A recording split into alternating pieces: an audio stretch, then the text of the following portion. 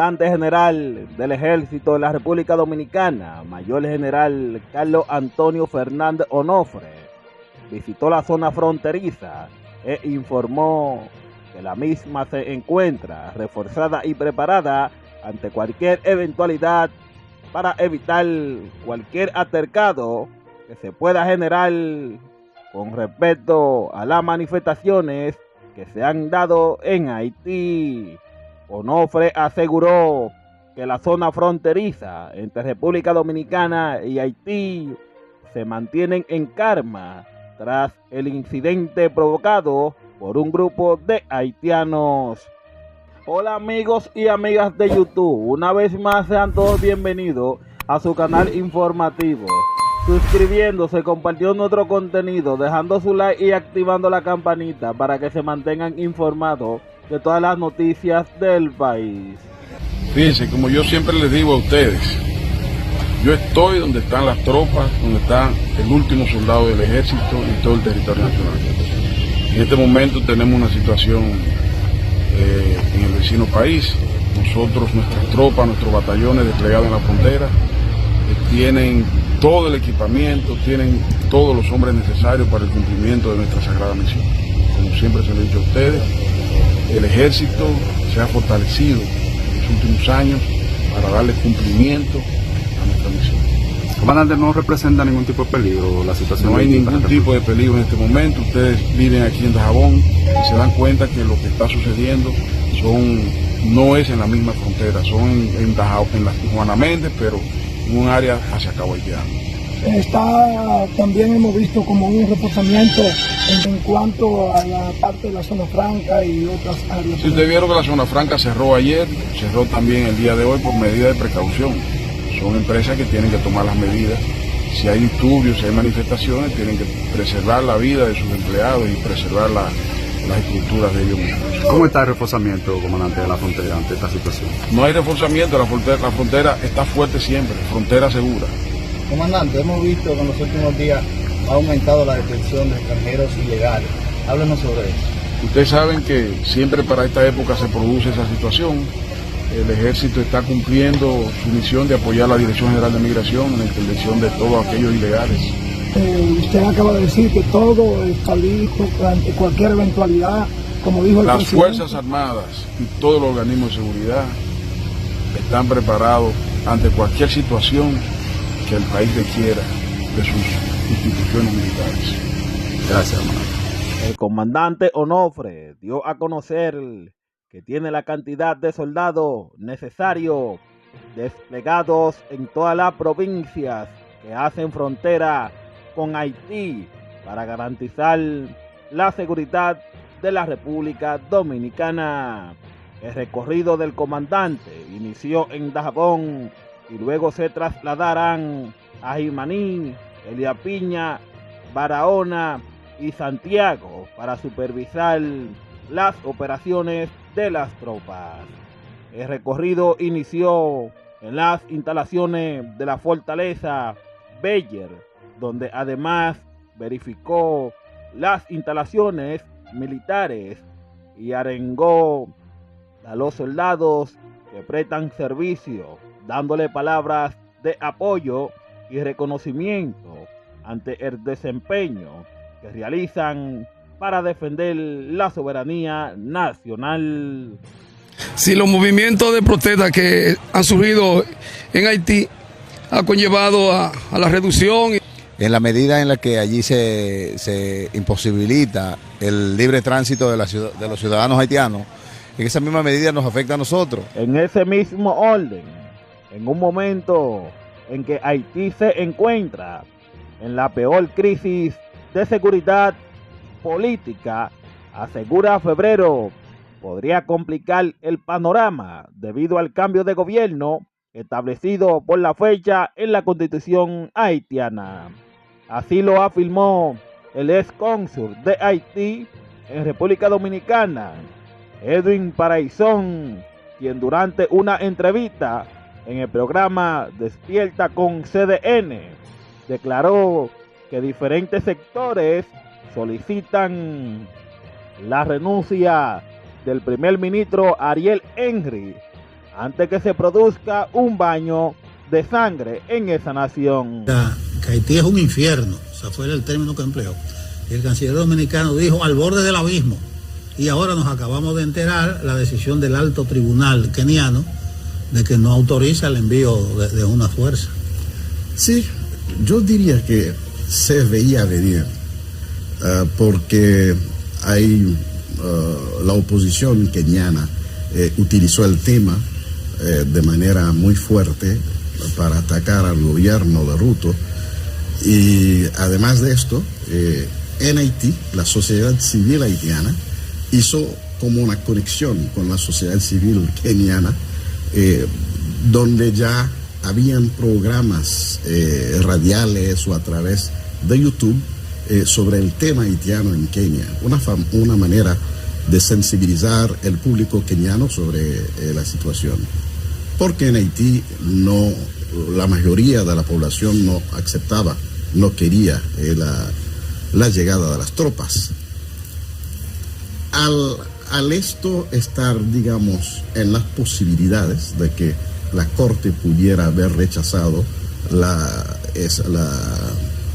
solicitud del gobierno, me imagino que los decididores internacionales, los que más influencia tienen sobre la política haitiana, ya tienen que tener un plan B, porque ellos sabían que eso podría haber llegado. Ahora, pues no se sabe cuál podría ser ese plan B. Sin embargo, los que han rechazado esa posibilidad en Haití han presentado argumentos de peso. Primero, que los recursos humanos que tenemos son más, los recursos humanos que tenemos en Haití son más de lo que estaba ofreciendo Kenia. Kenia estaba ofreciendo 1,000 policías. Y en Haití, a pesar de que ha habido una suerte de migración, los policías pues estaban viniendo, especialmente en el programa humanitario de Biden, por lo menos debe haber actualmente unos 4,500 policías haitianos activos, por un lado. Por otro lado, nadie en toda esa crisis y en todos los conclaves internacionales donde se ha estado hablando de la seguridad de Haití, nadie había integrado o mencionado al ejército haitiano.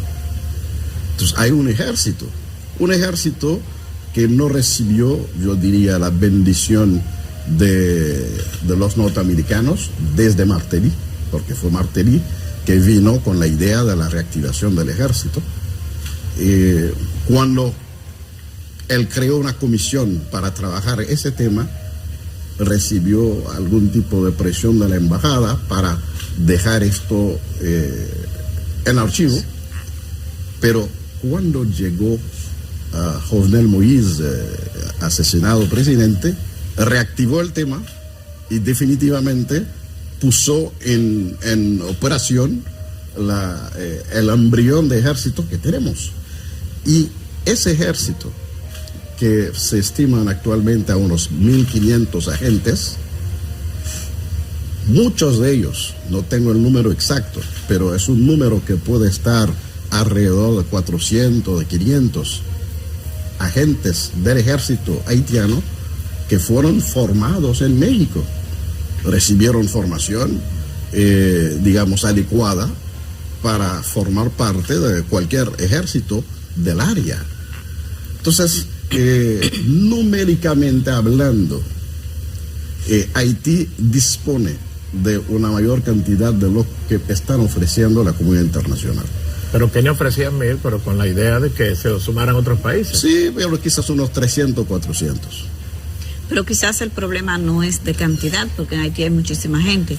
El problema sería otro. Usted podría más o menos quizás en su experiencia sobre estos temas darnos alguna idea de cuál sería el tema, que no, evidentemente no es de número. Sí, bueno, estamos de acuerdo que, por ejemplo, en el caso de la policía, ya se había hecho una investigación y se sabe de que hay unos cuantos policías que están vinculados con las gangas armadas. Pero esto es fácil manejar a través de un filtro, a través de una reestructuración policíaca, lo que se plantea en Haití. Y estos son los expertos en seguridad que lo dicen. Y yo me sumo a esos expertos, que son personalidades conocidas, tanto por sus conocimientos teóricos, sus conocimientos técnicos, pero son antiguos militares que participan en el debate público y que dicen claramente que Haití no necesita unas tropas internacionales para resolver esa situación, sino necesita del apoyo logístico, el apoyo tecnológico de la comunidad internacional para poder emprender este combate en contra de las gangas, sobre todo que lo que podríamos llamar datos e informaciones de inteligencia, ya la policía haitiana lo tiene, o las autoridades haitianas lo tienen. Tiene lógica eso, porque en determinado momento los cascos azules de la ONU llegaron a ser unos 20.000 en tierra. Imagínate, hablando de 1.000 policías mal entrenados con 20.000 cascos azules, y no cambió nada. Así es. Además de esto, se ha hecho un estudio, y no solamente en el caso de Haití, sino también en África, en Europa del Este. Muchas veces las tropas de paz que van a establecerse en algún territorio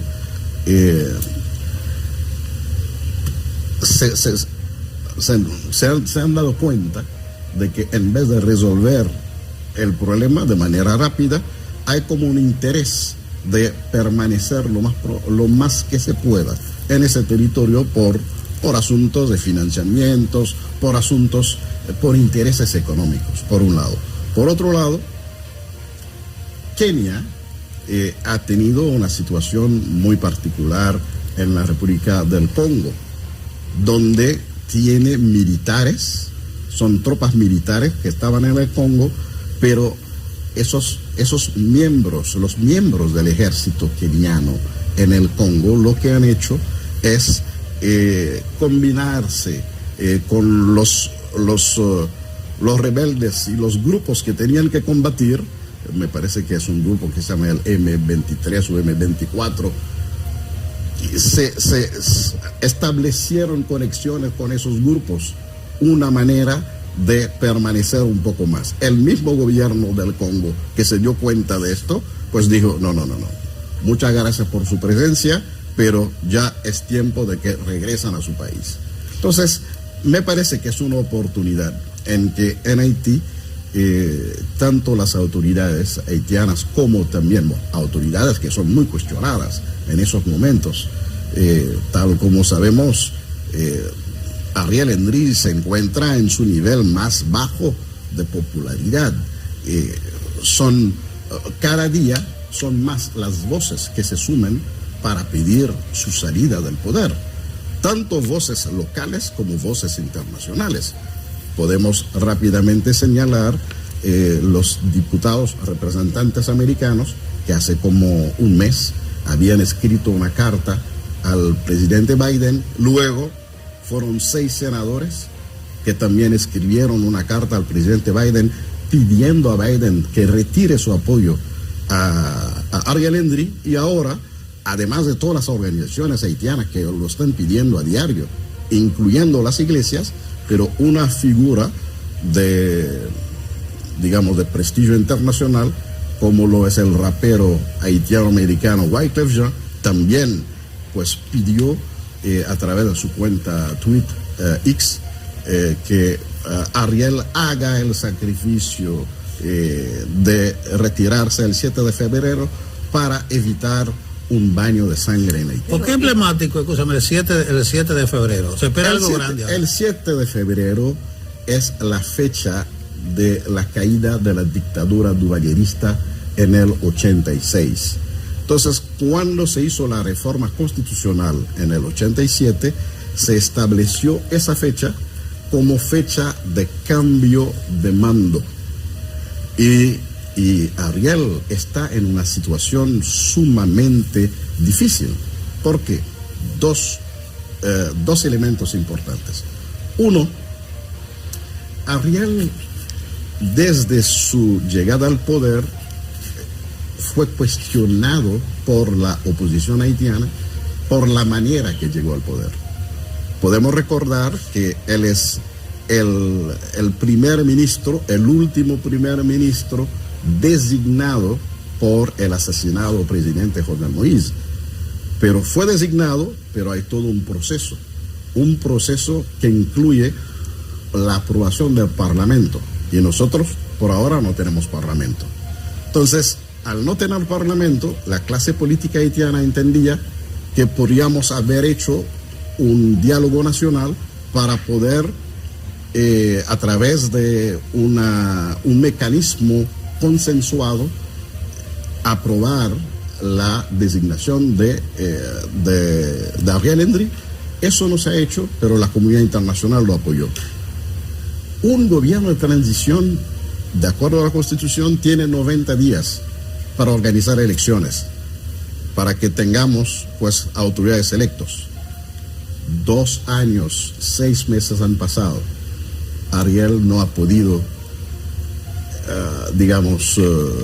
responder a esa misión. Pero, entonces, ¿cómo sería el procedimiento? Ya está, ¿verdad?, de manera ilegal e ilegítima, porque se le pide que entregue. Pero ¿quién asumiría y bajo cuál argumento legal y de legitimidad? ¿Cómo lo harían? Si no se han hecho elecciones, ni hay condiciones para hacerlas. Primero se busca alternativas que pueden ser lo más cercano posible a la Constitución. Por ejemplo, un juez de la Corte, y eso está previsto. Él mismo puso, creo, un alto consejo de transición. En la cabeza de ese alto consejo de transición nombró a Mirland Manigat, que es la viuda del expresidente Manigat. En las discusiones que hubo con el ACARICOM y con otras entidades, él aceptó, después de las negociaciones, aceptó ampliar ese alto consejo de transición. Es una posibilidad de utilizar el alto consejo de transición para manejar la crisis y para que a través de un espacio colegiado logremos adoptar una de las propuestas de salida a la crisis hecha por nosotros mismos, por los propios haitianos. Y hay una propuesta que está en la mesa hace mucho tiempo, que es la propuesta del Acuerdo Montana. El Acuerdo Montana, que propone tener una salida con una transición dirigida por un ejecutivo bicéfalo, un presidente y un primer ministro. Pero igual hay otros acuerdos, hay otras propuestas que están en la mesa.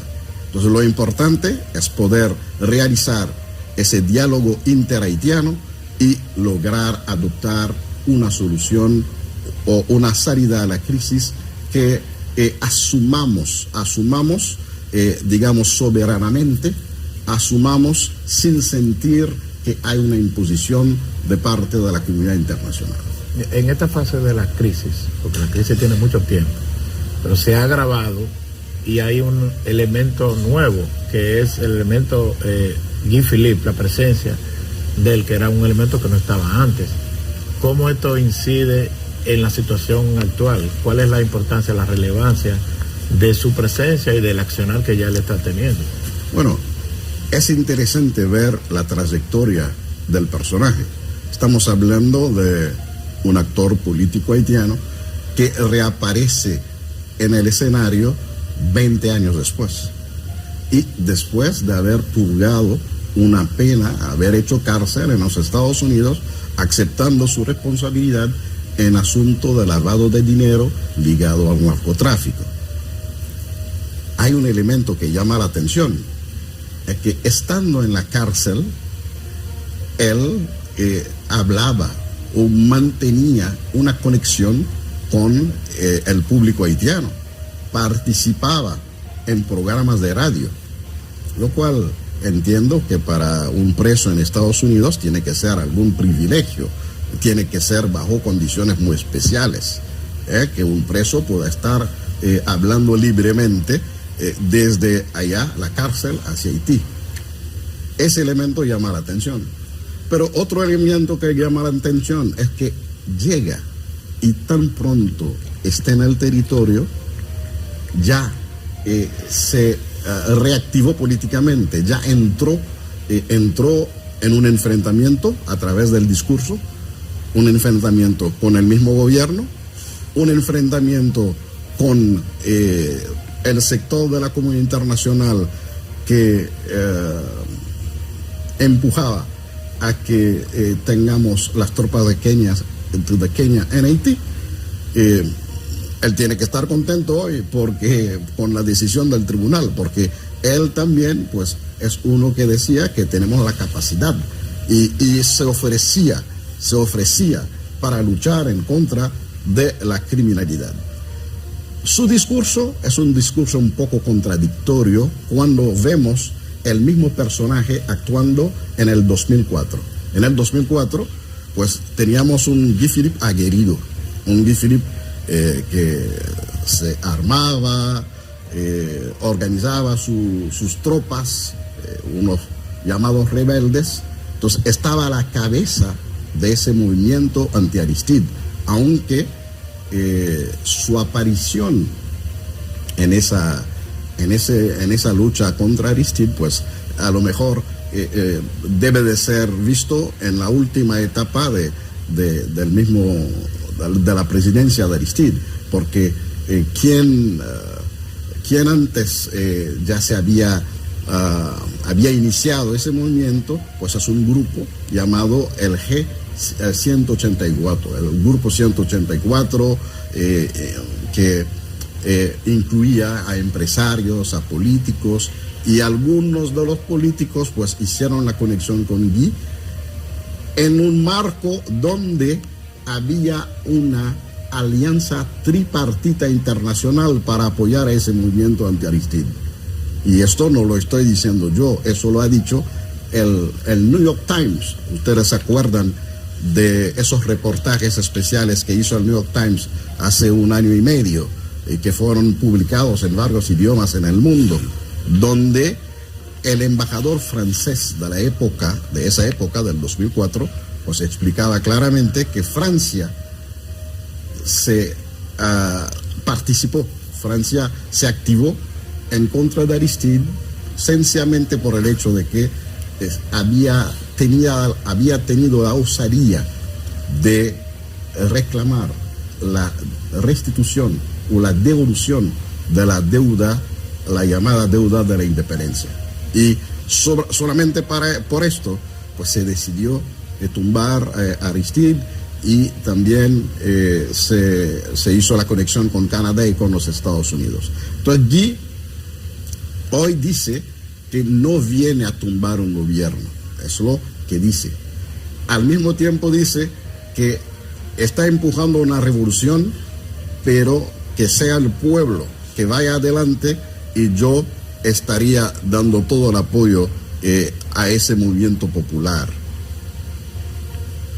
Es muy, muy diferente del discurso que tuvo en el 2004 frente a Aristide, de la forma de actuar en el 2004 frente a Aristide, y mucha gente se preguntan si no tiene alguna mano externa que lo está guiando, que lo está manejando. Yo creo que este febrero va a tener Guy Philippe la diferencia de otro febrero, porque políticamente él está actuando de manera muy inteligente, está recogiendo el sentir mayoritario, está incorporando a su discurso las demandas más sentidas a los haitianos. Ya él metió el canal en su discurso, ¿entiendes? No, él apoya esa construcción del canal y a los que están construyendo. Y ya fue ahí a Juana Méndez. Es una fuerza de áreas protegidas, ANAP, que se llama, que está insurrecta ahora. Y dice que va a preconizar una revolución armada. Guy Philippe también anda recogiendo ese sentimiento. Incluso eso de que el pueblo vaya adelante y yo atrás, evidencia que él o estaba estudiando en la cárcel o está muy actualizado, como usted dice. Hay algo que se está moviendo, que yo estoy viendo diferente. Ahora, con el factor o la variable Guy Philippe puede haber cosas distintas. Y mire qué momento, yo lo presenté a usted diciéndole que el canciller haitiano habló de ayer de que hay un infierno, y el canciller dominicano dice que está al borde del abismo. Hay un discurso, en este caso no podríamos decir catastrófico, porque realmente lo que estamos viendo en Haití es el agravamiento hasta niveles inimaginables de la crisis social y política haitiana, que se abrió la política, la crisis, en febrero del 19, el 7 de febrero, y de ahí no ha parado. Y ha habido varios intentos de desplazamiento de las autoridades. Entonces hay como un vacío y una situación tan complicada que yo quiero que usted la vea desde la República Dominicana, porque tampoco Guy Philippe nos ha tirado piropo a nosotros. Le dice que no es ni siquiera un aliado circunstancial de que vaya a ser un elemento disuasivo y de llevar cierta tranquilidad a Haití. No sé cómo usted está viendo, pero las relaciones, las perspectivas son un poquito ominosas. Sí, bueno, mucha gente siempre hablan de la situación de seguridad, de lo catastrófico que puede ser nuestra realidad hoy día, pero no quieren tocar el problema de la falta de liderazgo. Entonces, estoy seguro que si tuviéramos al mando otro equipo gubernamental, otra figura que pudiera ayudar de manera más efectiva, tener una mejor gestión de esa situación de crisis que estamos viviendo, otra cosa fuera.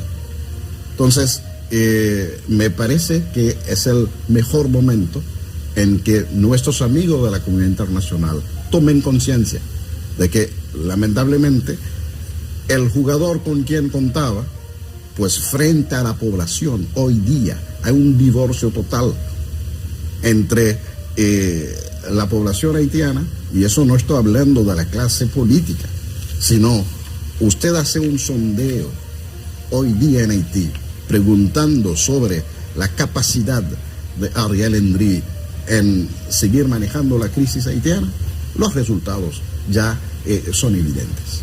Entonces, se necesita en Haití una revisión profunda de lo que del liderazgo que tenemos actualmente a nivel gubernamental. No sabemos lo que puede pasar el 7 de febrero, visto, tal como había señalado Nelson, que hay una huelga que se ha convocado, una huelga general de un grupo anticorrupción y a la cual se han sumado otras entidades. 2, la situación ahora muy especial y altamente peligrosa en términos de potenciales enfrentamientos con las fuerzas del orden, la situación que se ha dado con la ANAP-BESAP. La ANAP es la agencia de las áreas protegidas, la Agencia Nacional de Áreas Protegidas, que tiene una estructura que se llama BESAP, que es la estructura, digamos, de seguridad de esas áreas protegidas. Pero el origen del BESAP siempre ha sido cuestionado, y nos encontramos hoy día con un grupo armado que forma parte de una entidad estatal, porque depende del Ministerio del Medio Ambiente, pero que se ha declarado en rebelión en contra del gobierno. Y hace un par de días casi hubo un enfrentamiento abierto entre los policías de Juana Méndez y los agentes de BESAP, porque los agentes de BESAP, al tener la noticia de la cancelación de su director, quisieron ir a tomar control de las aduanas, lo cual iba a afectar los intercambios entre Haití y la República Dominicana. No tienen autoridad, no tienen facultades para manejar las aduanas, una entidad tan vital en términos de los intercambios comerciales entre Haití y la República Dominicana. Lo delicado es que tanto Felipe como la BESAP están hablando de revolución. Sí. Y la BESAP dice una revolución armada. Bueno, sí. Yo creo que vamos a tener que estar bastante cerca. Usted nos ha arrojado mucha claridad, mucha luz. Y de seguro va a ser un tema candente, prioritario en la agenda. Hasta el 7 de febrero. Bueno, yo le recomendaba un editorial del Caribe de estos días que se llama Haití en febrero. Todo pinta a que este va a ser un febrero especial y no por el carnaval. Bueno, gracias. Con gusto. A Edwin Paraison, ex cónsul de Haití, República Dominicana, que nos ha hablado del actual momento y bastante puntual porque se dio a la par con la decisión del alto tribunal keniano que dijo que no está autorizado para un despliegue ofensivo de tropas en otro país.